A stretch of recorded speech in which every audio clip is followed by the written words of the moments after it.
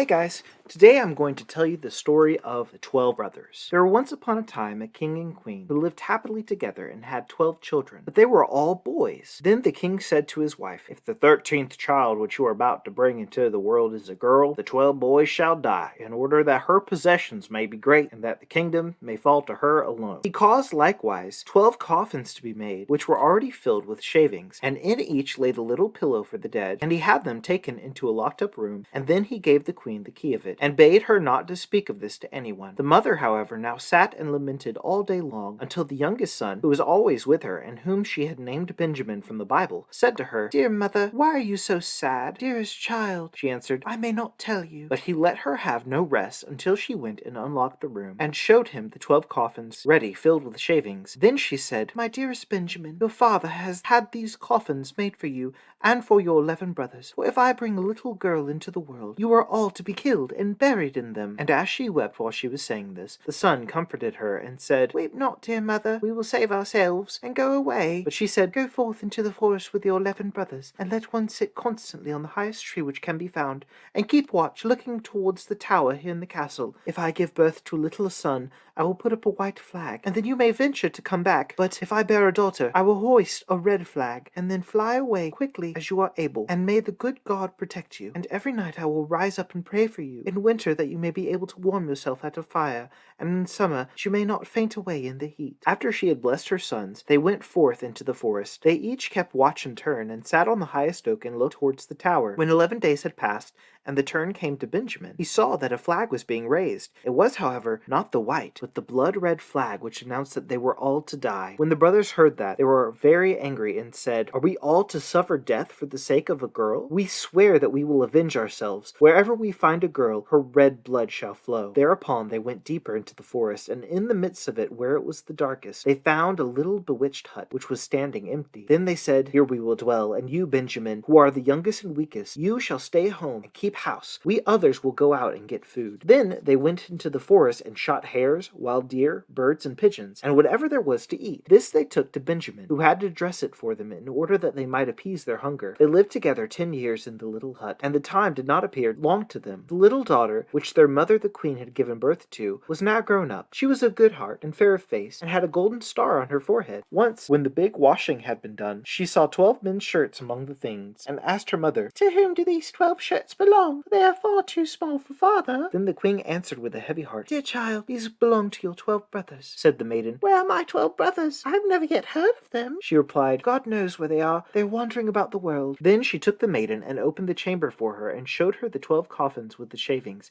and pillows for the heads. "These coffins," said she, "were destined for your brothers, but they went away secretly before you were born." And she related to her how everything had happened. Then said the maiden, "Dear mother, weep not. I will go and seek my brothers." So she took the 12 shirts and went forth, and straight into the great forest. She walked the whole day, and in the evening she came to the bewitched hut. Then she entered it and found a young boy, who asked, "Where you come from, and where you bound?" and was astonished that she was so beautiful, and wore royal garments, and had a star on her forehead. And she answered, "I am the king's daughter, and I am seeking my 12 brothers. I will walk as far as the sky is blue, until I find them." She likewise showed him the 12 shirts which belonged to them. Then Benjamin saw that she was his sister, and said, "I am Benjamin, your youngest brother." And she began to weep for joy, and Benjamin wept also, and they kissed and embraced each other with the greatest love. After this he said, "Dear sister, there is still one difficulty. We have agreed that every maiden whom we meet shall die, because we have been obliged to leave our kingdom on account of a girl." Then said she, "I will willingly die, if by so doing I can save my 12 brothers." "No," answered he, "you shall not die. Seat yourself beneath this tub until our 11 brothers come, and then I will soon come to an agreement with them." She did so, and when it was night, the others came from hunting,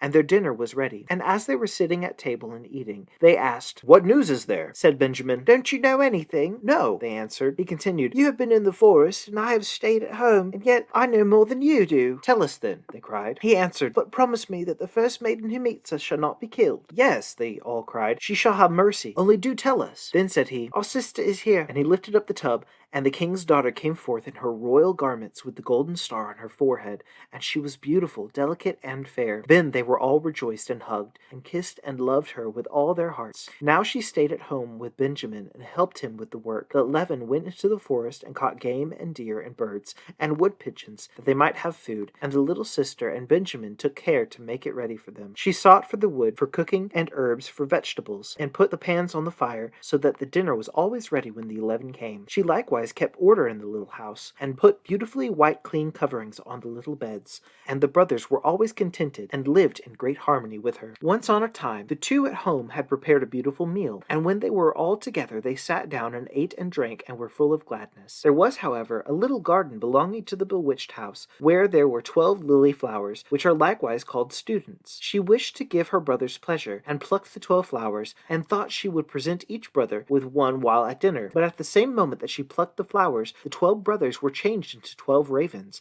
and flew away over the forest, and the house and garden vanished likewise. And now the poor maiden was alone in the wild forest. And when she looked around, an old woman was standing near her, who said, "My child, what have you done? Why did you not leave the 12 white flowers growing? They were your brothers, who are now forevermore changed into ravens." The maiden said, weeping, "Is there no way of saving them?" "No," said the woman, "there is but one in the whole world, and that is so hard that you will not succeed at it, for you must be dumb for 7 years and may not speak or laugh, and if you speak one single word, and only an hour of the 7 years is wanting, all is in vain, and your brothers will be killed by the one word." Then said the maiden in her heart, "I know with certainty that I shall set my brothers free," and went and sought a high tree, and she sat spinning, and she neither spoke nor laughed. Now it so happened that a king was hunting in the forest, who had a great greyhound, which ran to the tree on which the maiden was sitting, and sprang about it, whining and barking at her. Then the king came by, and saw the beautiful king's daughter with the golden star on her brow, and was so charmed with her beauty that he called her to ask if she would be his wife. She made no answer, but nodded a little with her head. So he climbed up the tree himself, carried her down, placed her on his horse, and took her home. Then the wedding was solemnized with great magnificence and rejoicing, but the bride never spoke nor smiled. When they had lived happily together for a few years, the king's mother, who was a wicked woman, began to slander the young queen, and said to the king, "This is a common beggar girl whom you have brought back with you. Who knows what impious tricks she practices secretly? Even if she is dumb and not able to speak, she still might laugh for once, but those who do not laugh have bad consciences." At first the king would not believe it, but the old woman urged this so long, and accused her of so many evil things, that at last the king let himself be persuaded, and sentenced her to death.